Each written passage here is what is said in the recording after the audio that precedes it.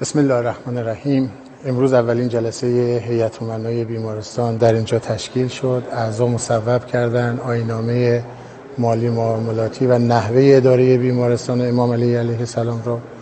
باید تشکر بکنم از همکاری خوب دولت محترم عراق، مخصوصا وزارت بهداشت، جمعیت هلال‌احمر و عتبه مقدسه امام علی علیه السلام برای راه اندازی بیمارستان.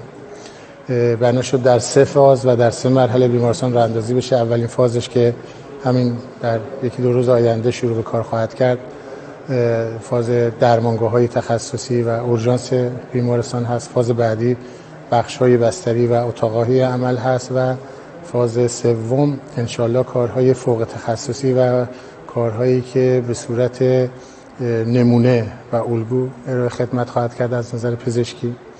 ما از بهترین متخصص‌ها و فوق تخصص‌های کشورمون که در دنیا نمونه هستن برای بیمارستان کمک می‌گیریم و استفاده می‌کنیم برای ارائه خدمات درمانی به مردم شریف عراق و با امید خدا بی‌نیازشون می‌کنیم برای اعزام به خارج از کشور عراق و تمام خدماتی پزشکی که نیاز داشته باشن انشالله در اینجا انجام میدیم.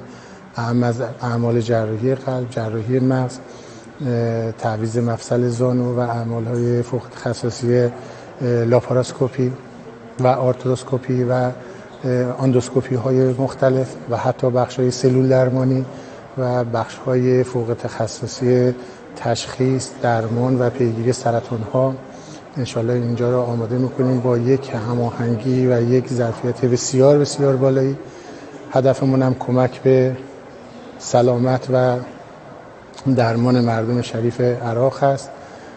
برای مردم عراق و برای عزیزانی که مستمند هستن و نیازمندن تخفیفات ویژه‌ای رو مد نظر قرار دادیم. انشالله که بتونیم با ارائه خدمات خوبی که به مردم شریف عراق میدیم سلامتشون رو هم تضمین بکنیم. از همه مهمتر انشالله برای مراسمی مثل اربعین امام حسین علیه السلام یا مناسبت‌های مختلفی که اینجا برگزار میشه بتونیم خدمات ویژه‌ای رو هم به زائرین عزیز امام علی علیه السلام و هم مجاورین و هم که همه کسایی که نیازمند این خدمات هستند با کیفیت بسیار بسیار عالی انجام وظیفه بکنیم و خدمت رو ارائه بدیم. ان شاء الله. این چند تا یعنی در واقع هزینه این بیمارستان و چند تا تخت داره و چند تا اتاق عمل؟ اینجا 10 تا اتاق عمل داره و 220 تخت داره.